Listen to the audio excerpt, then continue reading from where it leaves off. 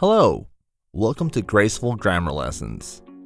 This lesson will cover the words right, and right. They are homophones, meaning that they sound alike but have different meanings and spellings. Let's look at each one individually. Right. Adjective, adverb, noun, or verb. It has several meanings. First, correct or proper. Second, the direction opposite of left. Third, a moral or legal entitlement. For example, first, as an adjective, you gave the right answer. As a direction, turn right at the next intersection. As a noun, everyone has the right to free speech.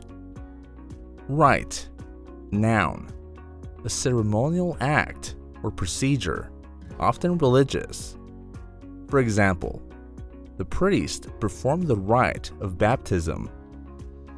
The rite of passage into adulthood varies across cultures. Write, verb, to form letters, words, or symbols on a surface, typically paper, using a pen, pencil, or keyboard. For example, I need to write a letter to my grandmother. She wants to write a novel someday. Please write your email address here. To summarize, right has multiple meanings, including correct, a direction, or a legal, moral entitlement. Right refers to a ceremonial act or procedure, often in religious or cultural contexts. Right is an act of forming words or symbols, either physically or digitally.